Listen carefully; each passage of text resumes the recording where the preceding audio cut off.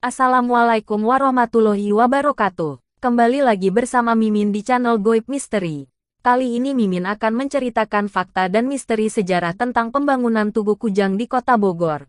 Benarkah masih berkaitan dengan legenda Prabu Siliwangi atau tidak? Mari kita dengarkan ceritanya.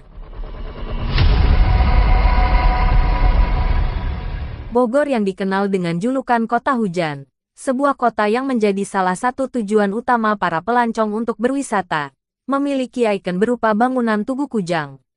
Tugu Kujang ini ternyata dalam pembangunannya menyimpan misteri dan sejarah yang mendalam. Misteri dan sejarah pembangunan Tugu Kujang ini mengandung nilai-nilai kebudayaan Sunda yang kental. Beragam jenis wisata di Kota Bogor yang tersedia di banyak tempat yang juga ada beberapa di antaranya menawarkan wisata sejarah adat dan budaya termasuk Tugu Kujang. Sebagaimana kota Jakarta yang identik dengan Tugu Monumen Nasional atau Monas, Bogor juga memiliki sebuah tugu yang menjadikan ikon kebanggaan bagi warga Bogor. Tugu tersebut yaitu Tugu Kujang.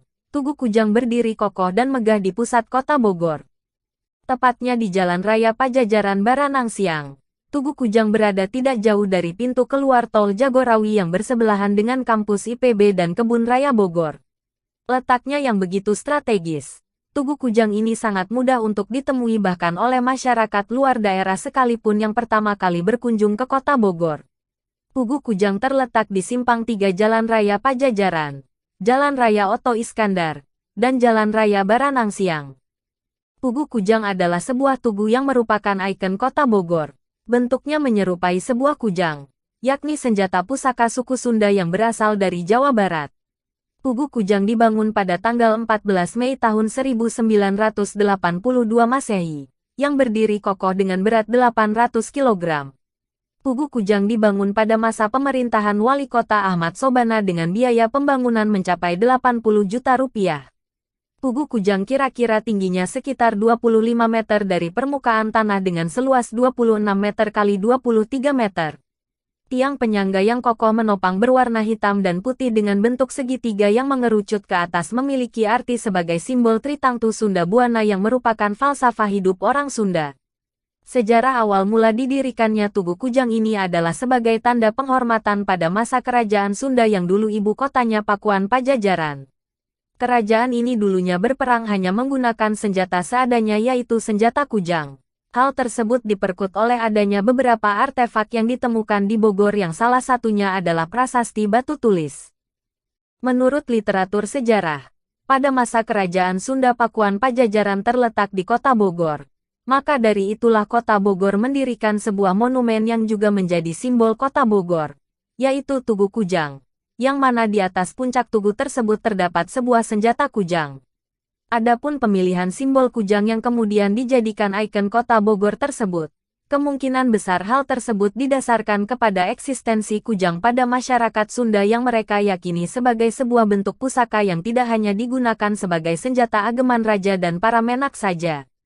Namun, kujang sendiri memiliki banyak fungsi yang pada saat itu digunakan oleh hampir semua lapisan masyarakat. Lebih jauh dari pemahaman akan sebuah senjata atau pakaran secara mendalam kujang sendiri adalah sebuah pusaka yang menjadi simbol kedaulatan kerajaan dan manifestasi dari nilai-nilai ajaran agung dari para leluhur orang Sunda. Meski dikerjakan oleh para pekerja profesional, dan dengan anggaran yang relatif besar pada tahun tersebut, hingga menelan biaya mencapai kurang lebih 80 juta rupiah, dalam pembangunannya ternyata banyak sekali mengalami kendala seperti sulitnya membangun tubuh kujangnya. Dan para pekerja dibuat pusing saat proses akhir peletakan pusaka kujang raksasa pada pilar tugu selalu mendapatkan kendala. Meskipun diangkat menggunakan helikopter dan dengan melibatkan banyak orang, namun bila kujang selalu jatuh setelah diletakkan pada tempatnya hal tersebut pun terjadi berkali-kali. Hal ini yang membuat pimpinan proyek dan para pekerjanya kelelahan dan kehabisan akal. Untuk menyelesaikannya merasa ada yang janggal dalam kejadian tersebut.